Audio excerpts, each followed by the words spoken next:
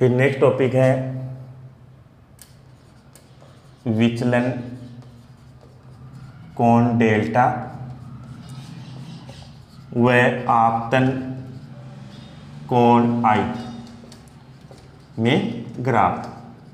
कि विचलन कोण, जो प्रिज्म में विचलन कोण था और आपतन कोण था, उनके मध्य ग्राफ। तो देखो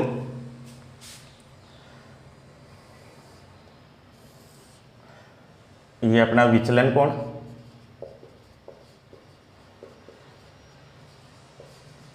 और इधर आपतन कोण।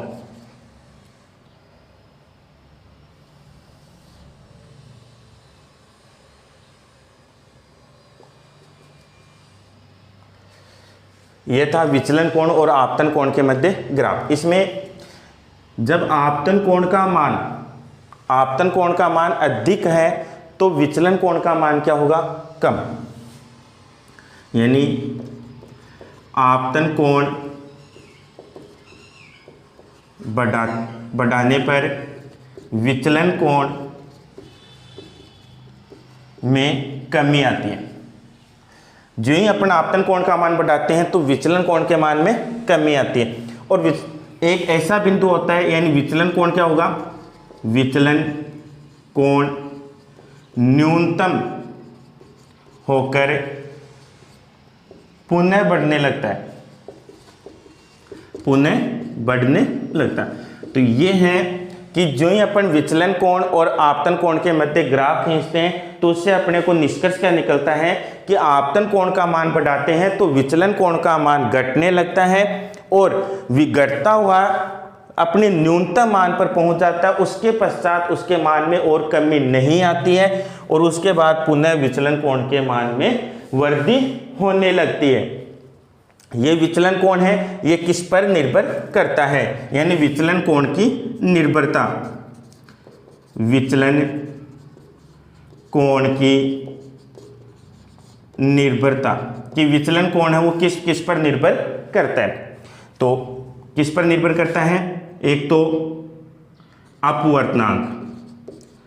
अपवर्तनांक पर विचलन कोण निर्भर करता है, प्रिज्म के कोण पर निर्भर करता है, आपतन कोण पर निर्भर करता है और आपतित प्रकाश के वर्ण पर। तो विचलन कोण है वो किन किन कारकों पर निर्भर करता है? अपवर्तनांक पर निर्भर करता है, प्रिज्म कोण पर निर्भर करता है, आपतन कोण पर निर्भर करता है और आपतित प्रकाश के वर्ण पर निर्भर करता है। फिर आता अपना नेक्स्ट टॉपिक है वो है प्रिज्म परिक्षेपण। कौन सा आता है? प्रिज्म परिक्षेपण। अब प्रिज्म परिक्षेपण में अपन पहले एक छोटी सी परिभाषा देख लेते हैं कि श्वेत प्रकाश क्या होता है? श्वेत प्रकाश किसे कहते हैं? कि सूर्य से जो प्राप्त संकीर्ण यानी बहुत ही कम प्रकाश, उसको बोलते हैं श्वेत प्रकाश। सूर्य से प्राप्त होने वाले संकीर्ण प्रकाश को श्वेत प्रकाश कहते हैं। फिर है इसमें प्रिज्म परिक्षेपण में चल रहा है वर्ण परिक्षेपण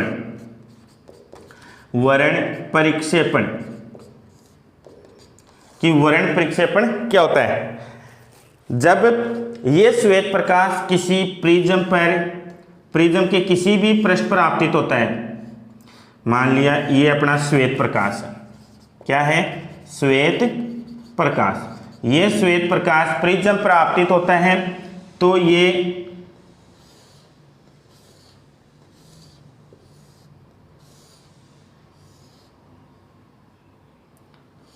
सात रंगों में विभक्त हो जाता है।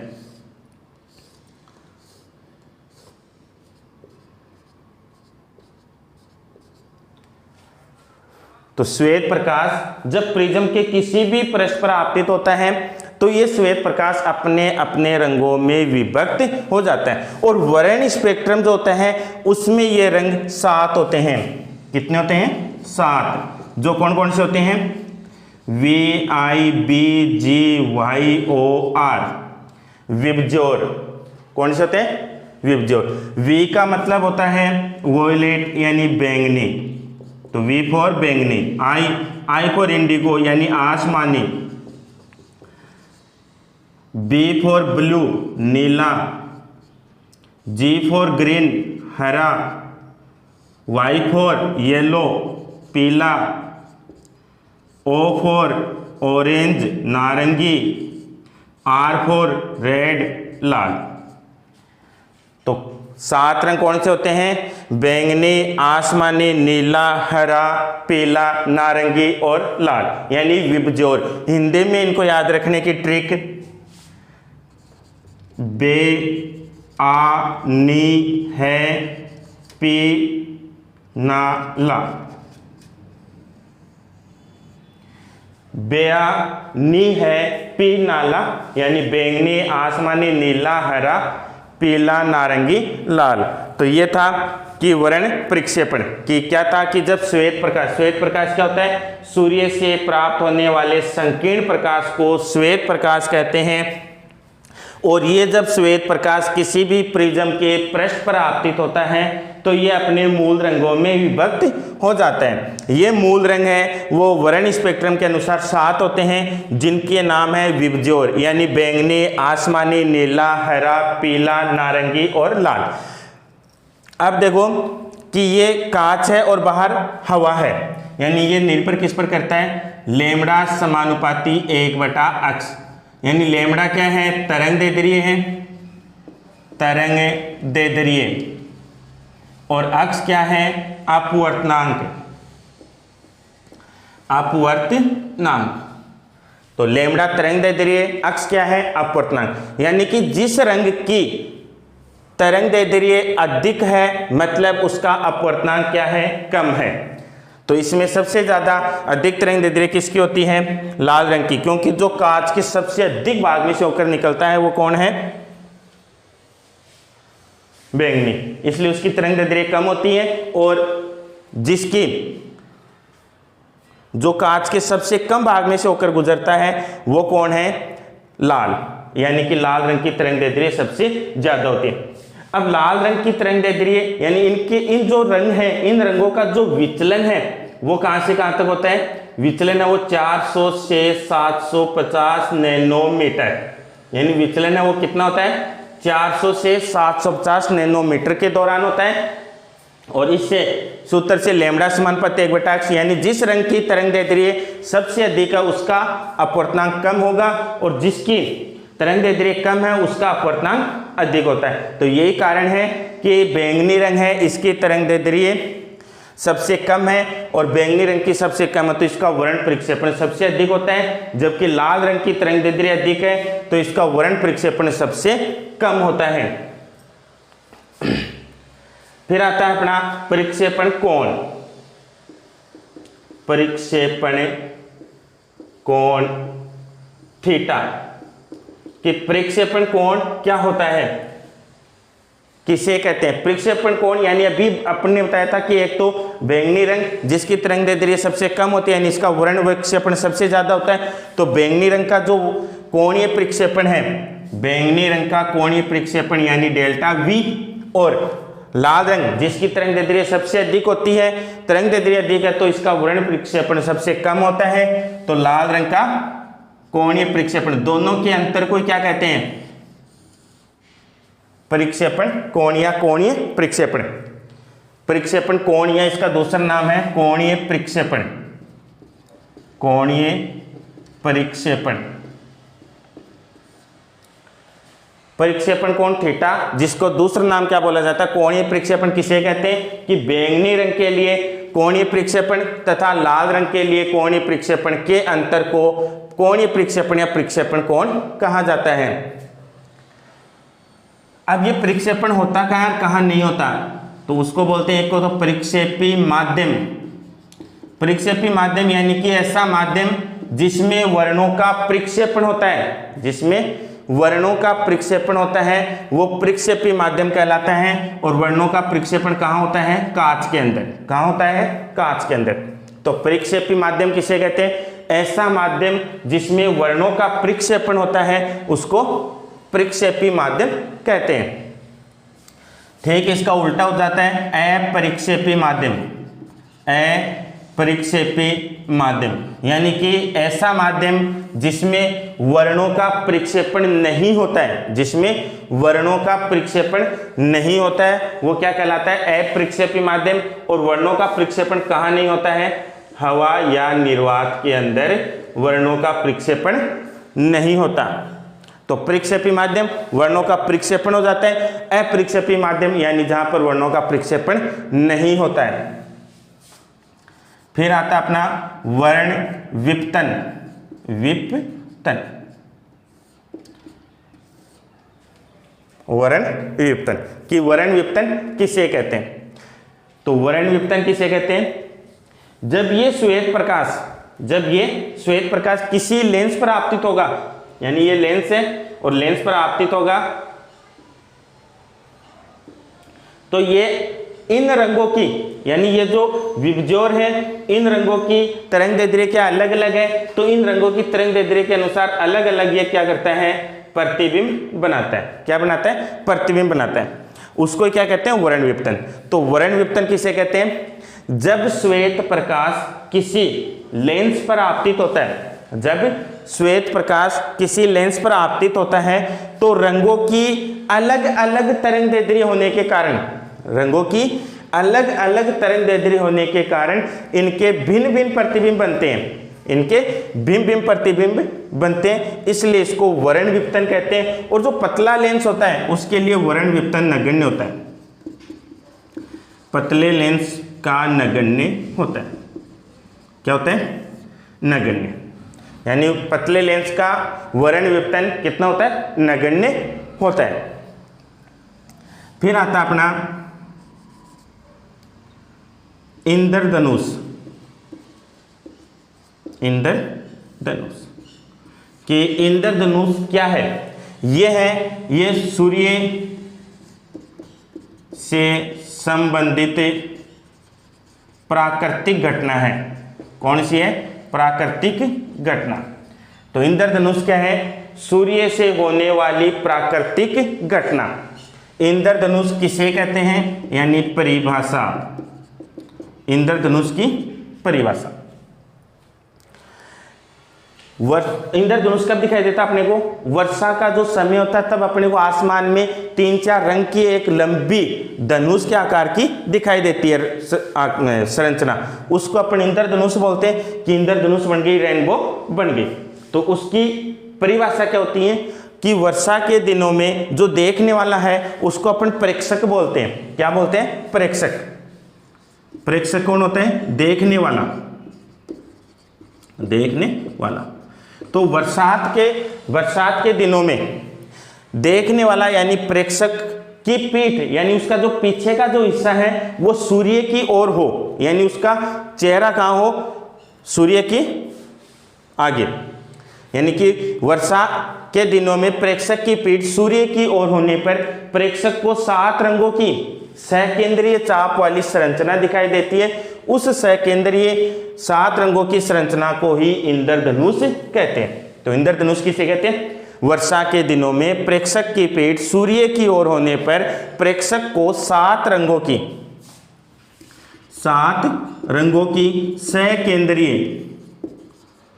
सकेंद्रीय चाप वाली संरचना दिखाई देती है। इस चाप वाली संरचना को ही इंद्रधनुष कहते हैं। क्या कारण है कि इंद्रधनुष बनता है? क्या कारण है कि इंद्रधनुष बनता है? तो अपन ने जो जो पढ़ा उनके कारण ही बनती है। अभी तक अपन ने किरण प्रकाशिकी में क्या क्या पढ़ा? अपवर्तन। अपवर्तन का मतलब है वर्ण प्रक्षेपण, वर्ण प्रक्षेपण और पूर्ण आंतरिक परावर्तन, पूर्ण आंतरिक परावर्तन। तो इंद्रधनुष किन के कारण से बनता है? अपवर्तन, वर्ण प्रक्षेपण और पूर्ण आंतरिक परावर्तन। इन तीनों के संयुक्त प्रभाव से ही अपना इंद्रधनुष बनता है। इंद्रधनुष है वो 2 प्रकार का होता है। कितने प्रकार का होता है? 2 प्रकार का। पहला तो है अपना प्राथमिक और दूसरा है द्वितीयक इंद्रधनुष। पहला तो प्राथमिक इंद्रधनुष और दूसरा है द्वितीयक इंद्रधनुष। प्राथमिक इंद्रधनुष में क्या होता है, ऊपर यानी शीर्ष पर तो लाल रंग बनता है और नीचे पेंदे पर बैंगनी, और द्वितीयक में शीर्ष पर तो बैंगनी बनता है और पेंदे पर लाल, पेंदे पर लाल। तो प्राथमिक इंद्रधनुष किसे कहते हैं, ऐसा इंद्रधनुष जिसके शीर्ष पर तो लाल प्रकाश दिखाई दे और पेंदे पर बैंगनी प्रकाश दिखाई दे, वो प्राथमिक इंद्रधनुष होगा। और यदि ऐसा इंद्रधनुष जिसके शीर्ष पर तो बैंगनी प्रकाश दिखाई दे और जिसके पेंदे पर लाल प्रकाश दिखाई दे, उसे द्वितीयक इंद्रधनुष कहते हैं, उसे द्वितीयक इंद्रधनुष कहते हैं। अब प्राथमिक इंद्रधनुष और द्वितीयक इंद्रधनुष में एक अंतर तो ये होगा। दूसरा अंतर क्या लिखें, यानी परिभाषा, कि इसमें जो आपतित प्रकाश है, किसमें, प्राथमिक इंद्रधनुष में आपतित प्रकाश के सापेक्ष लाल प्रकाश है वो तो 42 डिग्री और बैंगनी प्रकाश है वो 40 डिग्री से निर्गत होता है।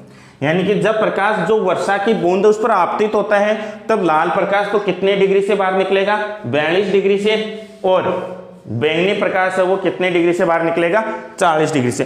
अब बीच के जो ये 5 रंग हो गए, इनके कोण है वो 40 और 42 डिग्री के मध्य होते हैं। इधर देखें दूसरे अंतर, तो इसमें बैंगनी प्रकाश है वो तो कितने पर होगा, 53 डिग्री पे, और लाल प्रकाश है वो 50 डिग्री पे। यानी कि द्वितीयक इंद्रधनुष में आपतित प्रकाश जब वर्षा की बूंद पर होता है तो वहां से निर्गत कितने डिग्री पर होगा, बैंगनी प्रकाश 53 डिग्री पर होगा और लाल प्रकाश 50 डिग्री से निर्गत होगा। और बाकी के ये जो 5 कलर बच गए वो केवल 50 और 53 डिग्री के मध्य से निर्गत होते हैं। तीसरा अंतर कि प्राथमिक इंद्रधनुष और द्वितीयक इंद्रधनुष में तीसरा अंतर क्या होता है, तीसरा अंतर होता है कि प्राथमिक इंद्रधनुष में अपवर्तन कितनी बार होता है, 2 बार। अपवर्तन मतलब वर्ण परिक्षेपण, और इसमें भी 2 बार। इसमें 1 बार होता है पूर्ण आंतरिक परावर्तन, और जबकि द्वितीयक इंद्रधनुष में 2 बार। तो प्राथमिक इंद्रधनुष में 2 बार तो अपवर्तन यानी वर्ण विक्षेपण तथा 1 बार पूर्ण आंतरिक परावर्तन होता है, उसके बावजूद अपने को प्राथमिक इंद्रधनुष दिखाई देता है। जबकि द्वितीयक इंद्रधनुष में जब वो प्रकाश वर्षा की बूंद पर आपतित होता है तो उस प्रकाश का वर्षा की बूंद के अंदर 2 बार अपवर्तन होता है यानी वर्ण विक्षेपण होता है, और 2 ही बार क्या होता है, पूर्ण आंतरिक परावर्तन होता है, तब जाकर अपने को द्वितीयक इंद्रधनुष दिखाई देता है। तो अपना विचलन कोण और आपतन कोण, यानी विचलन कोण का मान बढ़ाते हैं तो आपतन कोण का मान बढ़ाते हैं तो विचलन कोण का मान घटता है, लेकिन घटते घटते विचलन कोण का मान न्यूनतम हो जाता है। उसके पश्चात विचलन कोण के मान में किसी प्रकार की कोई कमी नहीं आती है, उसके पश्चात उस मान को बोलते हैं न्यूनतम मान। उसके पश्चात आपतन कोण का मान बढ़ाएंगे तो न्यूनतम कोण विचलन कोण का मान भी बढ़ता है।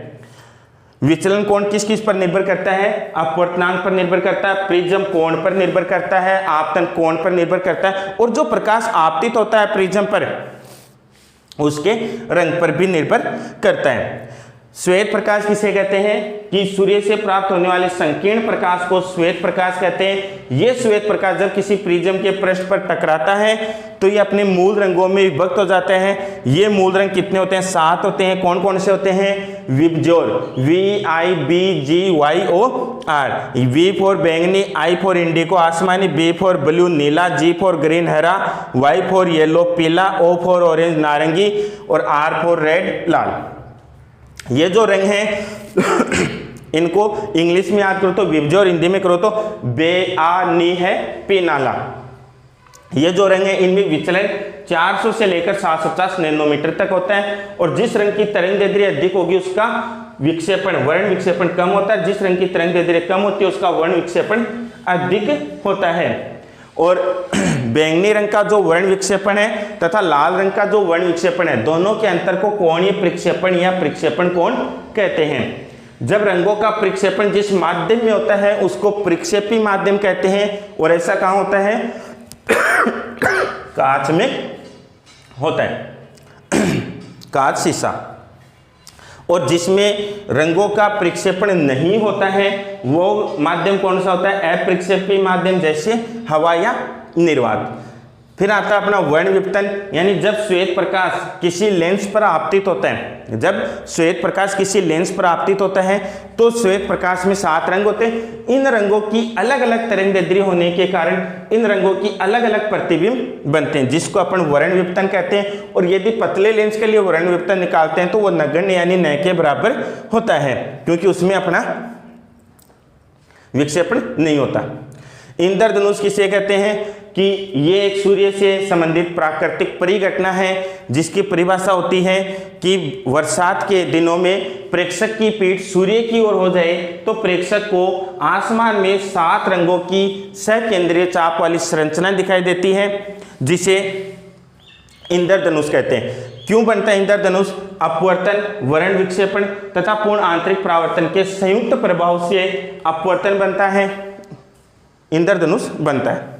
इंद्रधनुष 2 प्रकार के होते हैं, प्राथमिक इंद्रधनुष, द्वितीयक इंद्रधनुष। प्राथमिक इंद्रधनुष में शीर्ष पर लाल रंग होता है, द्वितीयक इंद्रधनुष में पेंदे पर लाल रंग होता है। प्राथमिक इंद्रधनुष में पेंदे पर बैंगनी प्रकाश होता है, जबकि द्वितीयक इंद्रधनुष में शीर्ष पर बैंगनी प्रकाश होता है। प्राथमिक इंद्रधनुष में आपतित प्रकाश जब वर्षा की बूंद पर, जल की बूंद पर गिरता है तो वहां से अपवर्तन और परावर्तन के पश्चात जब वो बाहर निकलता है तब प्राथमिक इंद्रधनुष में लाल प्रकाश हो तो 42 डिग्री से बाहर आता है और बैंगनी प्रकाश हो 40 डिग्री से बाहर आता है। इसी प्रकार यदि द्वितीयक इंद्रधनुष हो उसमें जल की बूंद से पूर्ण आंतरिक परावर्तित होने के पश्चात जो प्रकाश बाहर आता है उसमें बैंगनी प्रकाश है वो तो 53 डिग्री से बाहर आता है और लाल प्रकाश 50 डिग्री से बाहर आता है। जब वर्षा की बूंद में 2 बार अपवर्तन हो जाए, 1 बार पूर्ण आंतरिक परावर्तन की घटना हो जाए तो उसको बोलते हैं अपन प्राथमिक इंद्रधनुष। और यदि वर्षा की बूंद में 2 ही बार अपवर्तन हो जाए और 2 ही बार पूर्ण आंतरिक परावर्तन हो जाए उसको बोलते हैं अपन द्वितीयक इंद्रधनुष।